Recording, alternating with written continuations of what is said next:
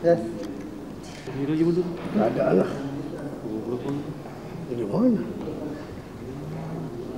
Skip ni.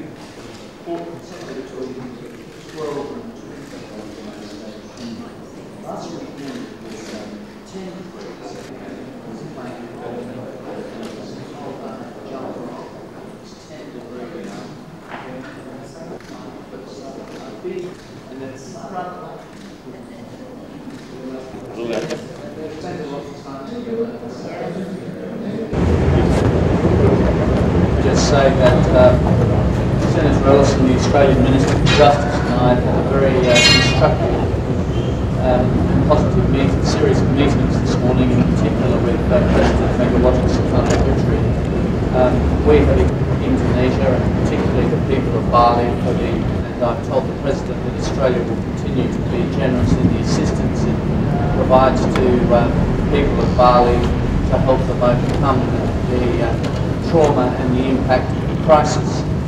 In particular, Australia will continue to provide medical support to the hospitals in Bali, to the doctors and nurses there, and if there are any Indonesians who need special treatment that they're not able to get in the hospital in Bali, we'll be happy to provide such treatment for them in Australia. I think this must be seen as a team effort, Australia and Indonesia together in responding to this horrific crisis. In February of this year, the Prime Minister and President Megawati signed a memorandum of understanding on counter-terrorism, and the President and I have been able to reflect on this today. We have agreed that Australia and Indonesia, under the auspices of that memorandum of understanding, will establish a joint investigation and intelligence team to work through the issues flowing from the tragedy in Bali. We appreciate very much the spirit of cooperation that has been so forthcoming from the President and from the ministers who we both met with during the course of the day. There's no doubt that this incident has been a great shock to the Indonesians as well as to Australians. We share the shock, we share the sorrow, we share the burden of ensuring that between us and the support of other countries as well, we are able to hunt down and bring to justice those people who are responsible for this terrible tragedy. And I do appreciate the President's determination to take a strong stand against terrorism in Indonesia.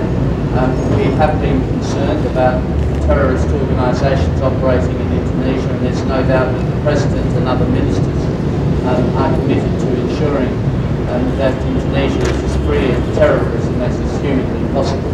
So all in all, both Senator Ellison and I have been delighted with the series of meetings we've had here today, particularly with the President. We've made real progress in agreeing on a joint investigation and intelligence team to work through the issues coming from the terrible events of the 12th of October, and we appreciate the cooperation with the Indonesians. Senator Ellison will say. I fully endorse the comments by my colleague Alexander Downer in relation to offering our condolences to the Indonesian people for the loss of life which occurred in Bali. Can I say that this joint investigative and intelligence team is extremely important in bringing to justice those responsible for that barbaric act in Bali. We already have Australian Federal Police working on the ground with Indonesian police. They have an excellent working relationship. and this formalises how that investigation will be conducted. We have indicated to the Indonesian government that we will offer every resource available from Australia in relation to the investigation of this matter, and we are totally committed to bringing those guilty of this act to justice. Just two or three questions and then we better go. This morning after your meeting, said that JI does not exist in Indonesia. So, are you sure that a strong stand against terrorism? Well, we've been very satisfied with the position that the President and other ministers have articulated in relation to taking a strong stand against terrorism. As you know, drafting anti-terrorism legislation, and this anti-terrorism legislation has gone through now, I think I'm right in saying, 6 drafts. There's been some controversy with the Parliament in the drafting process. But we understand the Indonesian government now is moving towards, as a short-term measure, introducing a regulation consistent with this anti-terrorism legislation, and then for the regulation to be turned into legislation when the Parliament is able to do that. And this, I think, will be a very important step forward. I mean, we're all aware there are sensitive political issues in Indonesia in relation to a number of organisations. We appreciate that, but at the same time, whatever names you give to organisations, the important thing is that all of our governments, Australia, Indonesia, other governments in the region, Malaysia, Singapore, Thailand, Philippines, we all take a very strong stand on the issue of terrorism. And I think if the Indonesian government does move ahead with this decree or this regulation as a short-term measure for giving the government greater powers in dealing with suspected terrorists, then that will be an important step forward. Mr. Why were Indonesians not many back out of Bali? Well, Indonesians were in Indonesia. So were other foreigners, and they were evacuated from Freeport during the shootings there. Why would they not? And what we've said, the hospital was in Indonesia, and the Indonesians obviously, and I think typically would rather remain at home than go overseas. That's normal. I mean, that's entirely understandable. The foreigners were overseas, so I think in the case, well, I'm not getting into a long argument about it. I think the point is quite simple. Number one, foreigners were overseas at the time the incident happened. We gave particular priority to repatriating injured Australians and to relieving the pressure on the hospital by taking other foreigners out. Number two, we've said to the Indonesian government that where there are circumstances where the hospital is unable to cope with Indonesians, we'll be able to look after them as well. There's a report breaking in the Washington Post that a former member of the Indonesian Air Force has admitted to assembling the bomb. Have you heard of anything like that? I've not heard this. There are many things appear in the Washington Post. Some are true and some aren't true. The other one in the Washington Post well, referred to intercepts obtained by the Americans about a credible threat against a particular tourist site and it nominated Bali. Have you? I've checked with the American ambassador this morning about this this interpretation of intelligence which is spun in the Washington Post. I don't think Americans would have been in, officers from the American embassy would have been holidaying in Bali last weekend if officers of the American embassy had intelligence to say that they and other Westerners were going to be attacked in Bali. No, I think the advice we had from the Americans was consistent with all that we've said up until now. Did we do enough with the memorandum of understanding? Did we do enough with the MOU from February? What's happened? Did we do enough? Did we do enough? Yes, I mean, I think we have. Of course, we now have the benefit of hindsight. We didn't know that what happened on Saturday was going to happen. And obviously, if we had known that, we could have stopped it between us. We could have stopped it happening. But we didn't know about it. And that, of course, is deeply unfortunate. I mean, the Indonesians, the Americans, the Australians, none of us knew that this incident was going to occur. It having occurred, I think there are some consequences that have flown from that. First of all, we did already have with the Indonesians cooperation between our police forces and our intelligence agencies on the issue of anti-terrorism. We talked with each other a good deal about it and did some work together. But as a result of what has happened on Saturday, we're now setting up this joint team. I think the team will be a substantial enhancement of our joint capabilities as articulated in the Memorandum of Understanding. It's a very important step forward and should be helpful in ensuring that this issue is resolved. Somebody who hasn't asked a question. It's a significant continuing threat of terrorist attacks within Indonesia. And are you reassessing? Warnings need somehow to be changed or upgraded. We're assessing the situation in relation to the staff and their dependents at our embassy. We're just assessing it, not to draw any conclusions from that. We are simply going through the process of looking at all the material, seeing if there are new, fresh, different dangers from those that we assessed in the past. Does the Bali bombing mean that this is going to be a pattern of behaviour by terrorist groups? What success are we all, as an international community, supporting the Indonesians going to have in stopping any further actions that might take place, in bringing people to justice, in intercepting operations and so on? We need to assess all of these things. It's too early to say much about that. Yes, you tried to ask a question.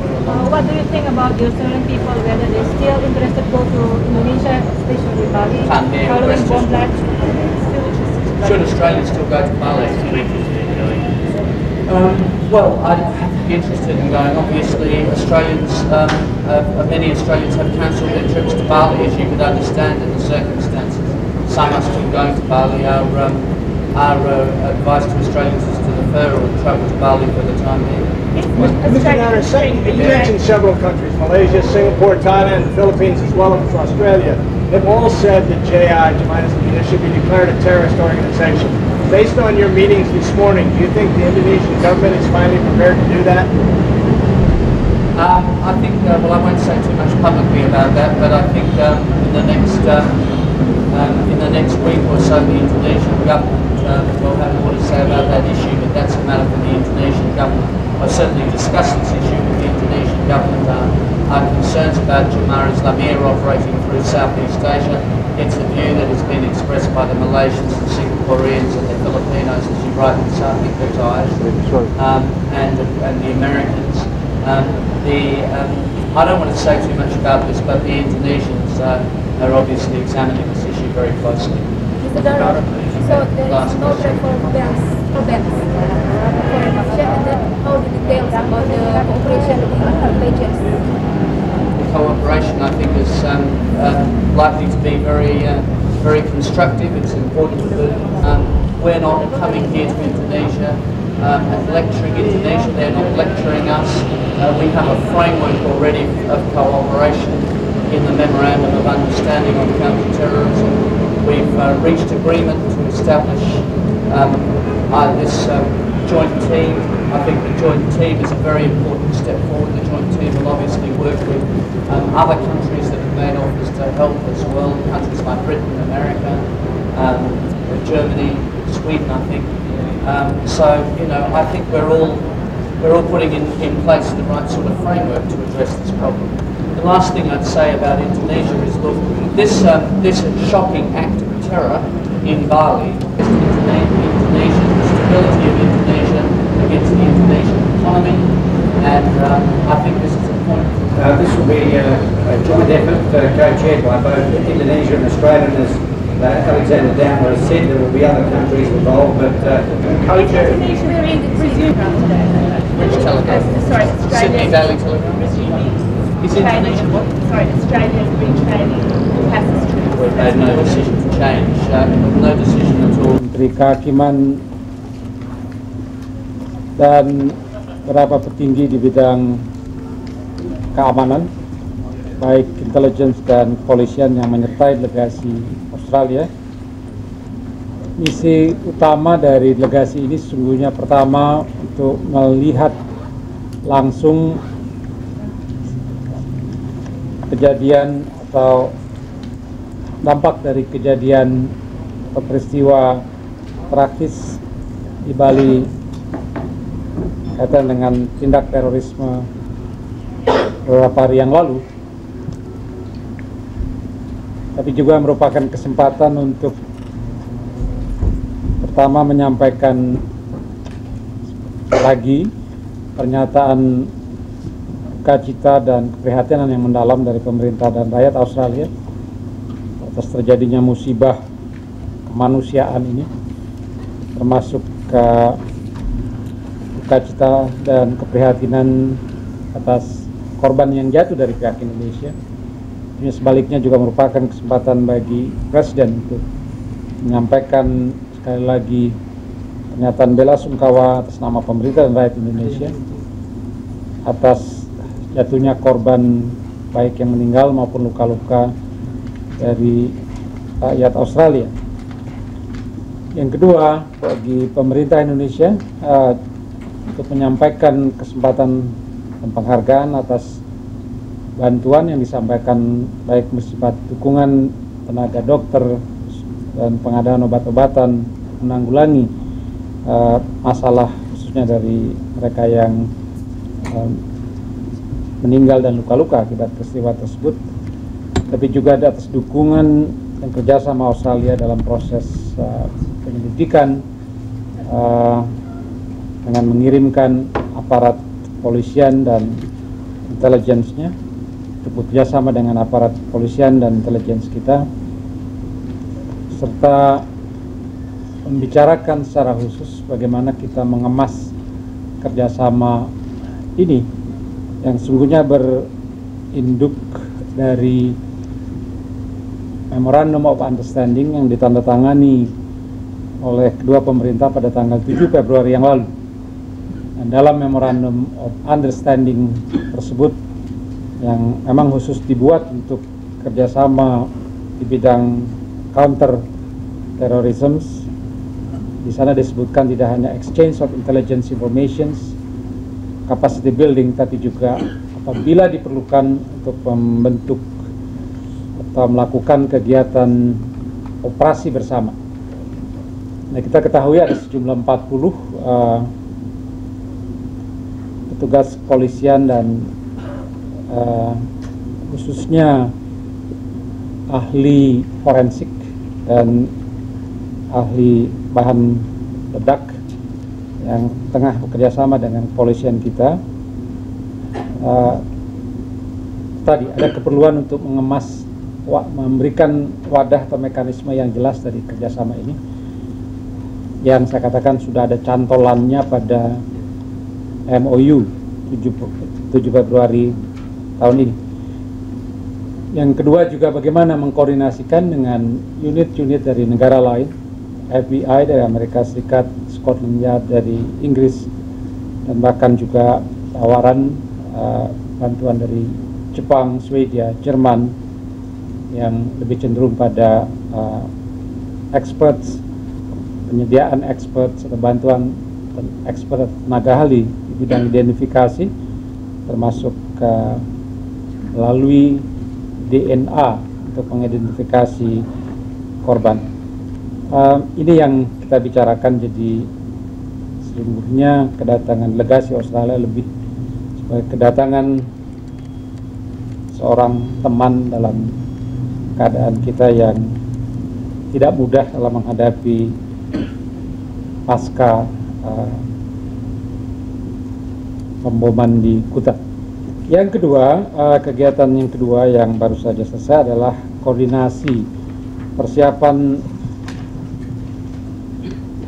pertemuan puncak APEC yang akan diselenggarakan di Los Cabos pada tanggal 26, maksud saya 25 sampai dengan 27 Oktober. Presiden memang memutuskan untuk hadir dalam pertemuan APEC ini, dan tema dari pertemuan puncak APEC ke-10 adalah, saya kutip, memperluas manfaat kerjasama untuk pertumbuhan dan pembangunan ekonomi melalui implementasi visi.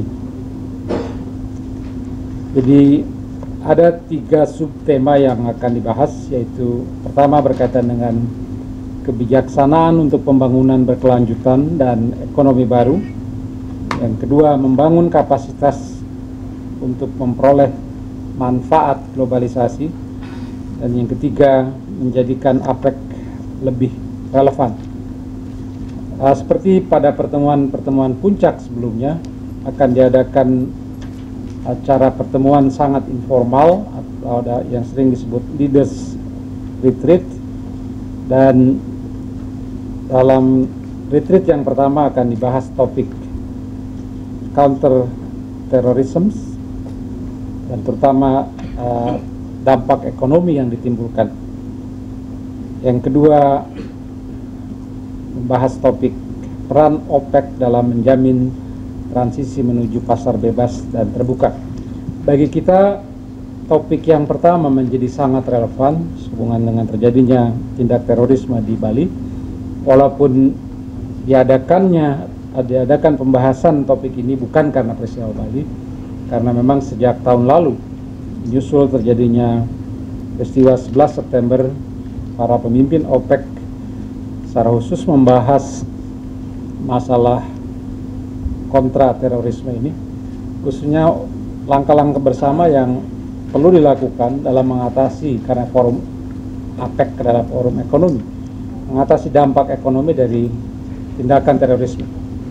Ada beberapa isu yang penting di sini, misalnya upaya bersama menghapuskan money laundering, upaya food security, transport security, dan lain-lain. Jadi adalah kepentingan kita sebagai negara yang menjadi korban dari tindak terorisme untuk tidak hanya menyampaikan dalam forum seperti itu apakah dampak ekonomi yang kita hadapi dari peristiwa Bali ini dan langkah-langkah yang serius yang perlu dilakukan atau akan dilakukan pemerintah, tapi juga kerjasama internasional apa di bidang ekonomi yang dapat dilakukan. Jadi pertemuan tadi lebih merupakan kesempatan dalam pertemuan koordinasi seperti itu untuk memperoleh masukan dari menteri-menteri yang terkait, karena topik-topik atau sub-topik bahasanya memang sangat luas, karena itu memerlukan persiapan antar departemen yang lebih baik. Forum APEC di mana berkumpul jumlah besar pemimpin dari Asia Pasifik juga merupakan kesempatan maksud saya bagi Presiden untuk mengadakan pertemuan-pertemuan bilateral, terutama dari segi kita tentunya ASEAN, karena dalam forum APEC ini merupakan kesempatan bagi Presiden, karena ketua ASEAN yang sekarang Kamboja itu belum menjadi anggota APEC, maka Presiden akan menjadi tuan rumah dari pertemuan para pemimpin ASEAN yang akan hadir di APEC ini dalam satu breakfast atau acara makan pagi. Juga memang dibayangkan kemungkinan pertemuan Presiden Megawati dengan Presiden Bush di sela-sela pertemuan para pemimpin APEC. Tentunya juga dengan sejumlah pemimpin lainnya, termasuk dengan Menteri Australia, Perdana Menteri New Zealand, dan para pemimpin dari tentunya negara tuan rumah dan negara-negara dari Asia Timur lainnya. Saya kira demikian pokok-pokok dari kegiatan yang berkaitan dengan masalah internasional di Istana hari ini.